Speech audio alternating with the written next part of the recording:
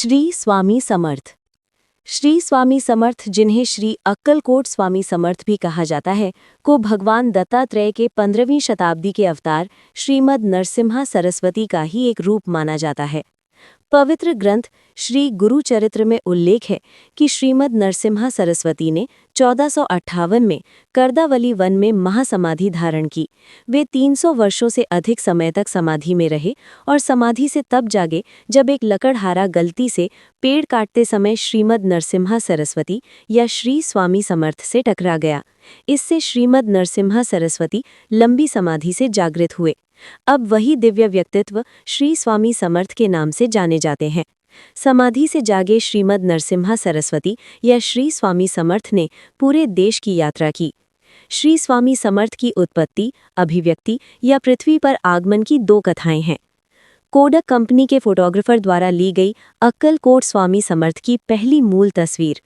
ये स्वामी समर्थ की पहली तस्वीर है जिसे कोडक कंपनी के फोटोग्राफर ने खींचा था।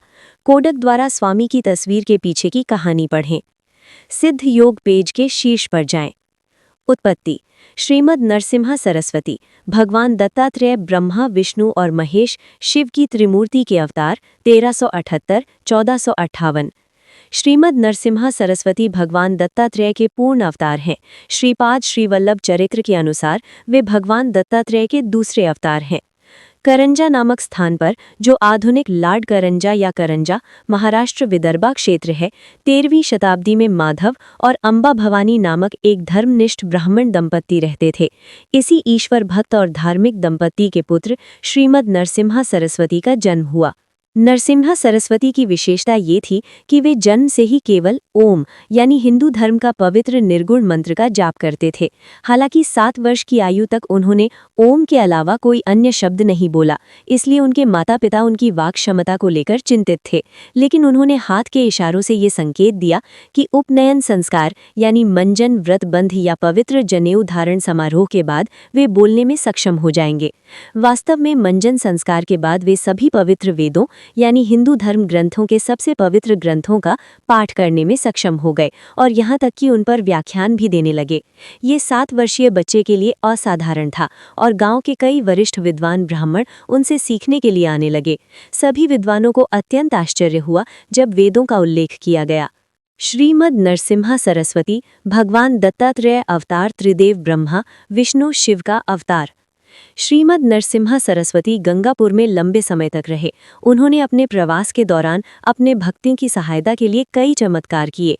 बीदर के एक मुस्लिम राजा से मिलने के बाद, जिनका उल्लेख श्री गुरु चरित्र में भी है, जो संभवतः बहमनी सल्तनत के अलाउद्दीन द्वितीय थे, श्रीमद् नरसिम्हा सरस्वती ने तपस्या करने के लिए करदली वनों में जाने का निश्चय किया। करदली वनों में तपस्या के लिए रवाना होने से पहले श्रीमद् नरसिम्हा सरस्वती ने अपने शिष्यों और भक्तों को अपनी निर्गुण पादुकाएं दी।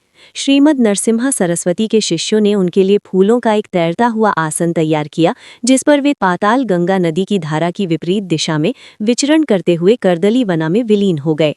श्री कृष्ण सरस्वती स्वामी नामक एक विद्वान तपस्वी ने नरसिम्हा सरस्वती को संन्यास आश्रम यानी तपस्या, जिसे सांसारिक सुखों के विभिन्न प्रकारों से परहेज करने वाली जीवन शैली के रूप में वर्णित किया जाता है, जिसका उद्देश्य अक्सर धार्मिक और आध्यात्मिक लक्ष्यों की प्राप्ति करना होता है, में दीक्षित किया और उन्हें श्रीमद् नरसिम्हा सरस्वती नाम दिया। सिद्ध योग पेज के शीर्ष पर जाएं। श्रीमद् नरसिम्हा सरस्वती कठोर तपस्या, तीर्थ यात्रा, भक्तों का मार्गदर्शन। श्रीमद् नरसिम्हा सरस्वती ने करदली वनों में स्थित श्री शैल पर्वत पर लगभग 150 वर्षों तक कठोर तपस्या की। इसके बाद उन्होंने जावा, सुमात्रा, इंडोनेशिया, चीन आदि कई स्थानों की यात्रा की, जहां उन्होंने अनेक लोगों को उनके दुखों से मुक्ति दिलाई और उन्हें आध्यात्मिक मार्ग पर मार्गदर्शन किया। अंत में वे हिमालय पर्वत श्रृंखला में पहुंचे, जहां उन्होंने अनेक भक्तों को ज्ञान प्रदान किया। बाद में वे एक देवदार के पेड़ के नीचे बैठकर एक और तपस्या करने लगे। हिमालय में उनकी ये तपस्या लगभग 250 वर्षों तक चली, लेकिन एक लकड़हारे ने अनजाने में श्रीमद् नरसिम्हा सरस्वती के शरीर को घेरे हुए दीमक के टीले को कुल्हाड़ी से काट दिया। इससे उनकी तपस्या भंग हो गई। श्रीमद् नरसिम्हा सरस्वती अपने भक्तों का मार्गदर्शन करने के लिए भारतीय उपमहाद्वीप की व्यापक यात्रा पर निकल पड़े। श्रीमद् नरसिम्हा सरस्वती। श्रीमद् नरसिम्हा सरस्वती। सिद्ध योग पेज के शीर्ष पर जाएं। श्री गुरुचरित्र नरसिम्हा सरस्वती की जीवनी। श्री गुरुचरित्र श्री गुरु दत्तात्रेय का जीवन वृत्तांत है। ये श्रीमद् नरसिम्हा सरस्वती की जीवनी है, जिसमें उनके कार्यों का विस्तृत वर्णन है जो उन्होंने भक्तों के मार्गदर्शन में किए, तथा विभिन्न चमत्कारों का वर्णन है जो उन्होंने भक्तों की सहायता के लिए किए। मूल रूप से इसे मराठी में सरस्वती गंगाधर ने लिखा था, जिनके पूर्वज सायमदेव ने लगभग 500 वर्ष पूर्व स्वयं श्री गुरु नरसिम्हा सरस्वती के साथ रहकर उनकी सेवा की थी। इस ग्रंथ को अत्यंत दिव्य, बहुमुखी और आशीर्वाददायी माना जाता है और लगभग सभी ब्राह्मणों के घरों में इसे देवी देवताओं की मूर्तियों के साथ रखा जाता है और पूजा जाता है। ये संस्कृत में वेदों, रामायण, महाभारत, भागवत और अन्य पुराणों और मराठी में ज्ञानेश्वरी, दशबोध, एकनाथी भागवत आदि की तरह ही अत्यंत सम्मानित और लोकप्रिय है। श्री गुरुचरित्र के अध्याय 11 से आगे श्रीमद् नरसिम्हा सरस्वती के जीवन वृत्तांत का वर्णन है। गुरुचरित्र जीवनी नरसिम्हा सरस्वती।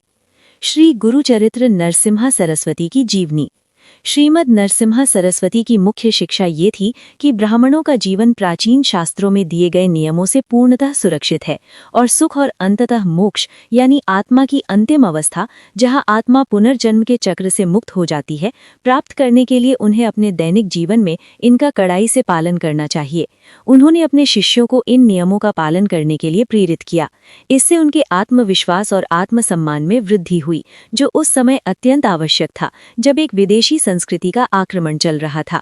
ये भावना पीढ़ियों तक व्याप्त रही और इसने एक विशेष प्रकार के आत्मसम्मान और गौरव को जन्म दिया, जिसके परिणाम स्वरूप बाद के वर्षों में महाराष्ट्र में शिवाजी और पेशवा जैसे योद्धाओं का उदय हुआ। नरसिम्हा सरस्वती ने सभी समुदायों के लोगों की सहायता की, जो उनके जीवन वृत्तांतों में स्पष्ट रूप से दिखाई देता है। नरसिम्हा सरस्वती की मुस्लिम राजा बीदर से मुलाकात।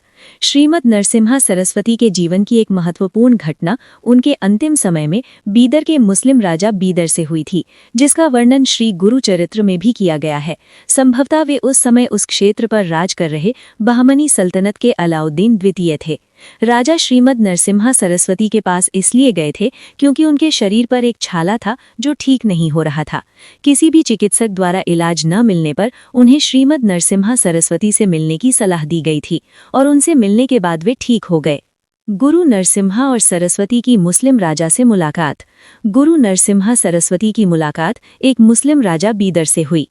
बहमनी राजाओं में से केवल अलाउद्दीन द्वितीय की ही मृत्यु उनके दरबारी इतिहासकारों के अभिलेखों के अनुसार छाले के कारण हुई थी। ये राजा उदार निवृत्ति का था और इसने न तो मंदिरों को नष्ट किया, न ही प्राचीन स्मारकों को। वे हिंदू समुदाय के प्रति भी काफी मित्रवत माना जाता था।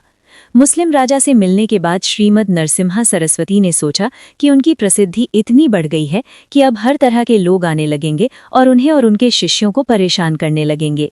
इसलिए उन्होंने समाधि लेने का निर्णय लिया। वे करदली के जंगल में चले गए। अक्कलकोट में श्री स्वामी समर्थ के रूप में अवतरण। श्रीमद् नरसिम्हा सरस्वती समाधि में लीन रहे और एक लकड़हारे द्वारा गलती से पेड़ कटने पर श्रीमद् नरसिम्हा सरस्वती अब श्री स्वामी समर्थ को चोट लगने के कारण वे समाधि से जागे। समाधि से जागे रहने के बाद श्रीमद् नरसिम्हा सरस्वती ने पूरे देश की यात्रा की। श्रीमद् नरसिम्हा सरस्वती का दिव्य व्यक्तित्व अब श्री अक्कलकोट स्वामी समर्थ के नाम से जाना जाता है। अपनी यात्रा के दौरान श्रीमद् नरसिम्हा सरस्वती विभिन्न स्थानों पर विभिन्न नामों से प्रसिद्ध हुए। इस प्रकार एक स्थान पर वे चंचल भारती के नाम से जाने जाते थे और दूसरे स्थान पर उन्हें दिगंबर स्वामी कहा जाता था। अक्कलकोट में बरगद के पेड़ के नीचे बैठे स्वामी समर्थ। अक्कलकोट में श्री स्वामी समर्थ बैठे हुए। जैसे जैसे उन्होंने यात्रा की और विभिन्न स्थानों पर रहे, वे कई महान आत्माओं जैसे श्री रामकृष्ण परमहंस, शिरडी के श्री साई बाबा, श्री शंकर महाराज, शेगाम के श्री गज्जन महाराज आदि के गुरु बन गए। अंत में वे अक्कलकोट महाराष्ट्र राज्य में बस गए और 1856 ईस्वी से 1878 ईस्वी तक 22 वर्षों तक वहीं रहे और इस प्रकार वे अक्कलकोट निवासी श्री स्वामी समर्थ महाराज यानी अक्कलकोट के महान संत के रूप में जाने जाने लगे। यहाँ उन्होंने कई शिष्यों को प्रबुद्धित किया, जैसे श्री देव मामलेदार, श्री बल्लप्पा महाराज, श्री चोलप्पा महाराज, आलंदी के श्री नृसिम्हा सरस्वती महाराज, पुणे के श्री रामानंद बीड़कर महाराज आदि। इसलिए श्री स्वामी समर्थ को भगवान दत्तात्रेय का अवतार माना जाता है। श्री स्वामी समर्थ अक्कलकोट में रहें। श्री स्वामी समर्थ ने अक्कलकोट में 2 दशकों से अधिक समय तक निवास किया, मुख्य रूप से अपने शिष्य चोलप्पा के निवास पर, जहां अब उनकी समाधि और मंदिर स्थित हैं। वट वृक्ष मंदिर परिसर, जिसमें वे बरगद का पेड़ भी शामिल है, जिसके नीचे स्वामी अपना उपदेश देते थे, उनके अनुयायियों के लिए भक्ति का केंद्र है। श्री स्वामी समर्थ अन्न छत्र मंडल द्वारा तीर्थयात्रियों को निःशुल्क आवास और भोजन की व्यवस्था भी की जाती है। स्वामी की समाधि का दूसरा मंदिर मुख्य मंदिर से कुछ दूरी पर स्थित है। गुरु मंदिर स्वामी मंदिर, अक्कलकोट। स्वामी समर्थ का गुरु मंदिर, अक्कलकोट। श्री स्वामी समर्थ का जीवन और शिक्षाएं। श्री स्वामी समर्थ ज्ञान और बुद्धि की पराकाष्ठा थे और उन्हें अवधूत महायोगी माना जाता है, जिनके पास महान आध्यात्मिक शक्तियां थीं। वे हमेशा रहस्यमयी मंत्रों का जाप करते रहते थे, जिन्हें बहुत कम लोग समझ पाते थे।